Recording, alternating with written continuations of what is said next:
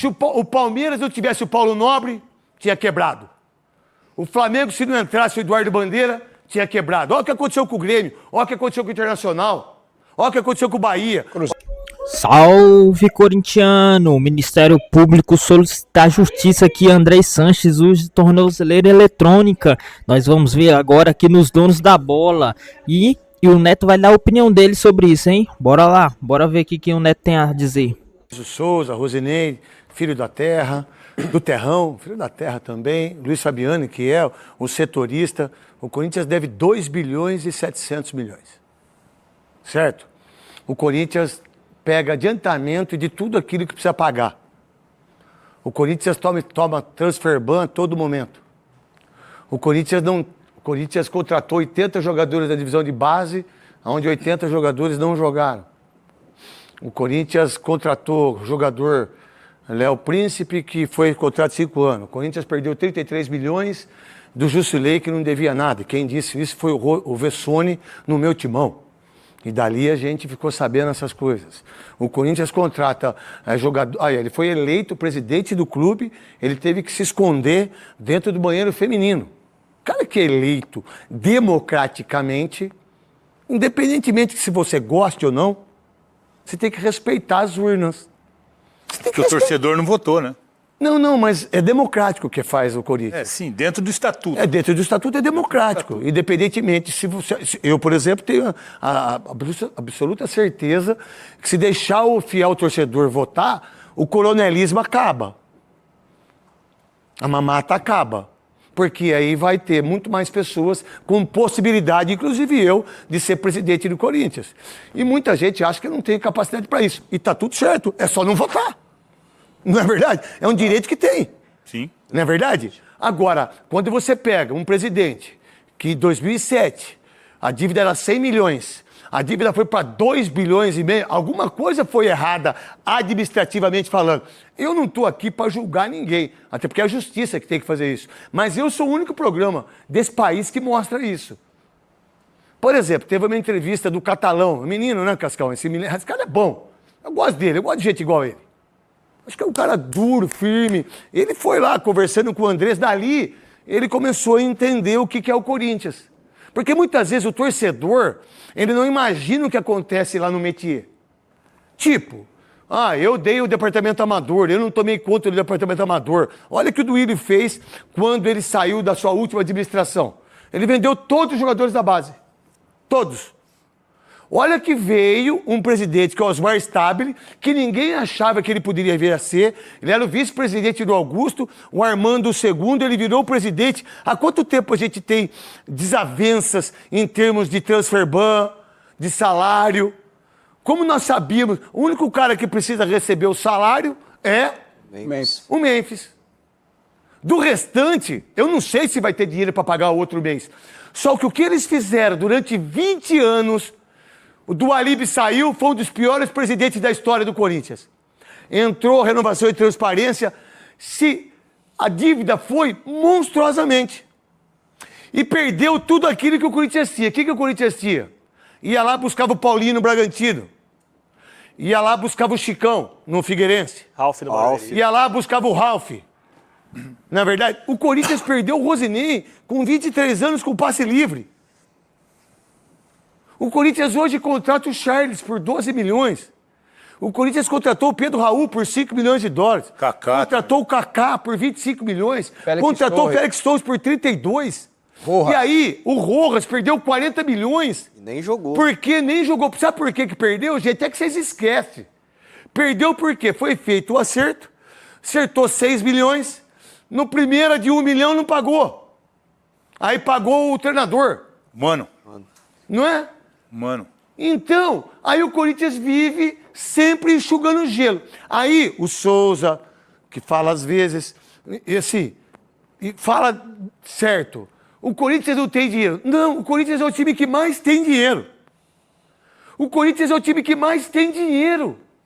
Um time que tem tanto... Opa, ó eu aqui. E essa fala do Neto aí é verdade. O Timão é um dos times que mais tem dinheiro. Ele e o Flamengo só não tá sabendo administrar. Se ele saber administrar, vai ser um dos maiores times do Brasil. Já é, né? Mas pode ser o melhor e o maior. O Corinthians é o time que mais tem dinheiro. Um time que tem tanto dinheiro assim e paga toda hora as coisas.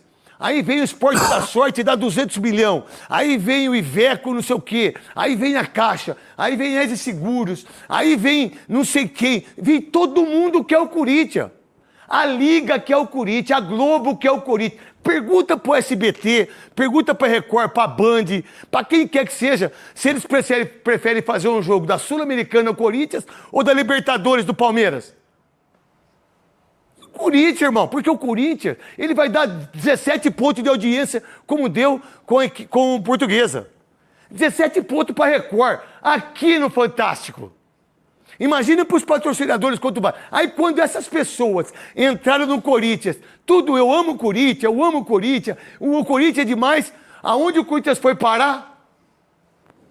E o Corinthians com tudo isso, e agora vem uma administração, pelo menos limpa, pelo menos assertiva, como se falam, mostrando aquilo. O presidente vai e viaja para conversar com o Tadieres.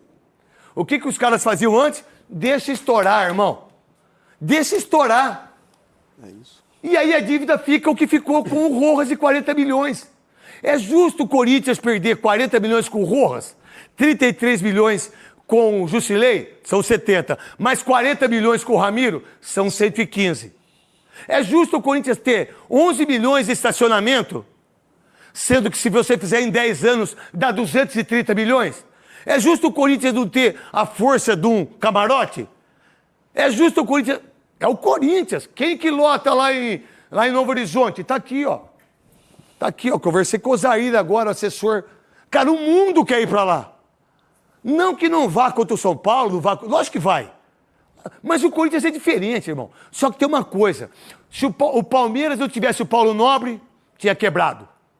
O Flamengo, se não entrasse o Eduardo Bandeira, tinha quebrado. Olha o que aconteceu com o Grêmio. Olha o que aconteceu com o Internacional.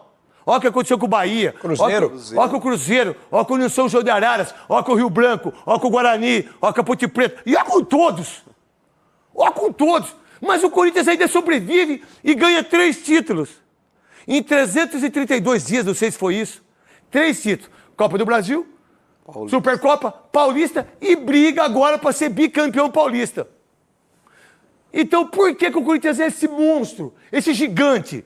Porque o Corinthians é gigante e o Corinthians tem muito dinheiro. Só que todo o dinheiro que foi administrado por essas pessoas foram administrados de uma maneira errada. É o departamento amador, é ingresso, é dinheiro da Globo, contratações, não é verdade? E aí vai enxugando o gelo, aí ganha título e se esconde atrás do título. Aí o Osmar vem, faz tudo que fala lá, um monte de político do lado, um monte de gente importante. Quem que pagou o estádio? Ninguém. Quem que deu 1 centavo do estádio? Ninguém. Sabe quem pagou os juros? Você, corintiano. Você, sócio, fiel torcedor, torcida. Nós pagamos. Fala agora como fiel torcedor, como sócio do Corinthians. Nós que pagamos. Porque os juros quem pagou foi nós. Torcedor. Foi torcedor. Durante mais de 10 anos. 12 anos.